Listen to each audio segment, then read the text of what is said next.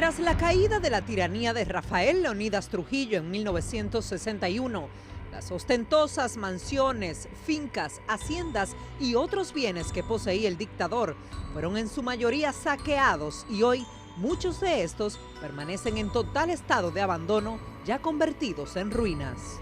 Para nadie es un secreto que Trujillo era un hombre vanidoso que presumía siempre de pomposidad y lujos, pero sobre todo de su poder. La enorme fortuna del trujillismo se dispersó, una parte se la llevaron sus familiares en dinero, etc.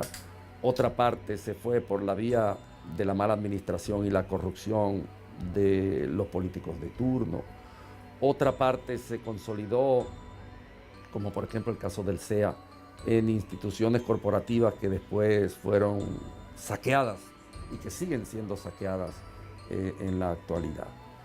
Lo cierto es que de esa enorme fortuna de Trujillo, en la actualidad apenas si quedan despojos, apenas si queda una referencia, digamos, compadecida respecto de lo que se pudo haber hecho con esa fortuna tan descomunal que estaba materializada en obras, pero que también en bienes en el extranjero. De las tantas propiedades que tenía Trujillo, permanecen mayormente las ubicadas en San Cristóbal, que eran las que visitaba con más frecuencia, y aunque están ya bastante deterioradas, todavía se respira el aire de opulencia que caracterizaba al tirano. Las Casas Las Caobas era una de sus favoritas, era su burdel personal, donde le llevaban niñas a ser violentadas sexualmente por él, en San Cristóbal.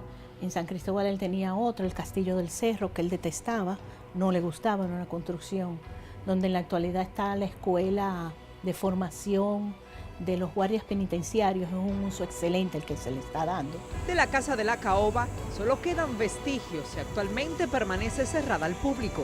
Sin embargo, la directora del Museo de la Resistencia, Luisa de Peña, plantea una interesante propuesta para esta. Nosotros entendemos que, por ejemplo, la Casa de las Caobas, que el uso que tenía era un uso oprobioso hacia las mujeres, debería ser hoy en día un centro de acogida a las mujeres víctimas de violencia sexual. Entonces, es nuestra opinión el darle uso desde valorizando primero la memoria y la dignidad de las víctimas. Otra de las residencias emblemáticas del dictador era el Castillo del Cerro, que aunque nunca la habitó, permaneció por años abandonada hasta que hace unos años sirve de escuela de formación de agentes penitenciarios. El Castillo del Cerro le han dado un uso excelente, que es esa escuela donde se le enseñan a la gente a tratar a los prisioneros con dignidad, con respeto, respetándole sus derechos, aun y cuando están sub judice y han perdido el derecho a la libertad, pero siguen siendo seres humanos que necesitan ser respetados. Sobre todo nosotros necesitamos respetarlos porque nosotros como sociedad tenemos que ponernos el sello de civilizado.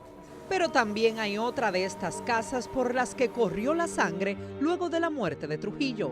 En Hacienda María fue donde Ramfis Trujillo llevó a los héroes del 30 de mayo y los asesinó.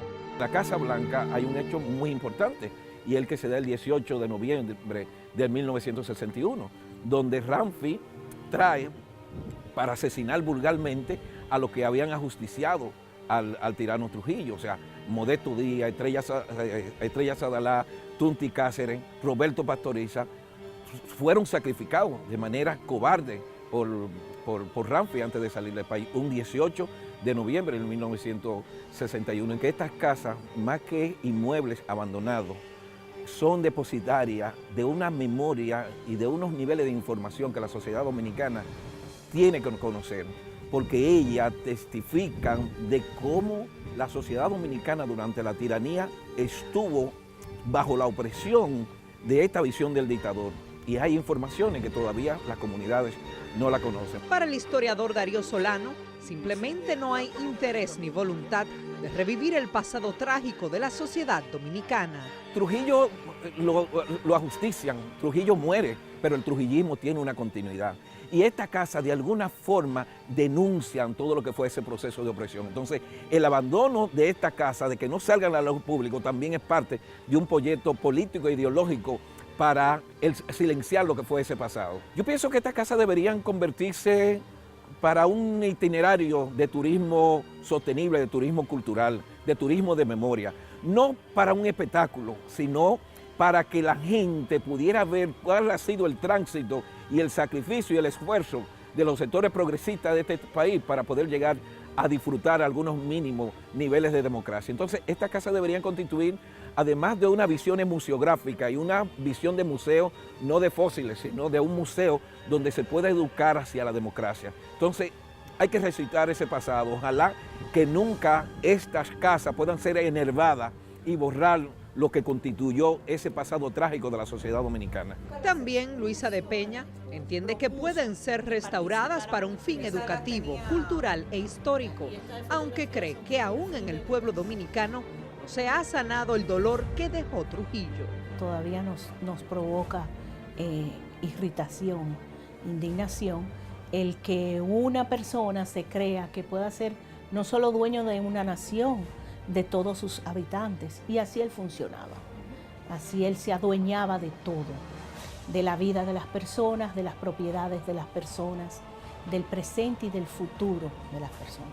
¿Qué hacer con el patrimonio que queda de Trujillo dentro del marco arquitectónico histórico? Cuando hablo de patrimonio, no hablo del patrimonio de propiedad con valor económico, sino de propiedades con valor histórico, con cierto valor histórico. Entonces, ¿qué hacer en cada caso? Hay que tratarlo en forma individual. Eso no puede ser en conjunto. O sea, todas las casas de Trujillo, no.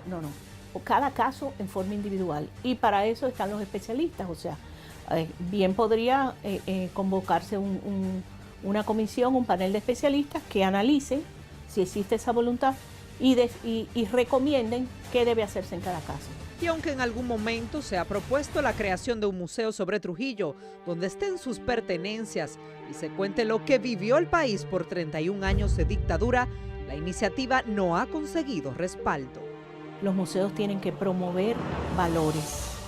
El museo ya es una institución que tiene que asumir un rol dentro de la sociedad, como agente de cambio social, como agente de desarrollo. Y los museos hoy más que nunca están promoviendo los derechos humanos. No importa el tipo de museo, no tienen que ser museos de memoria. Ya eso es una corriente mundial. Entonces, ningún museo que promueva antivalores, porque promover la figura de Trujillo es promover antivalores, puede ganar la calificación de museo. Por lo menos en República Dominicana no la van a tener nunca. Y así permanecen abandonadas estas edificaciones por las que se paseaba Trujillo y disfrutaba de sus esplendorosos paisajes, lugares cargados de una historia de más de 30 años que debe ser contada y puesta a disposición de los ciudadanos para que las nuevas generaciones conozcan el pasado que mantuvo el país bajo el más cruel y antidemocrático gobierno que ha pasado en República Dominicana.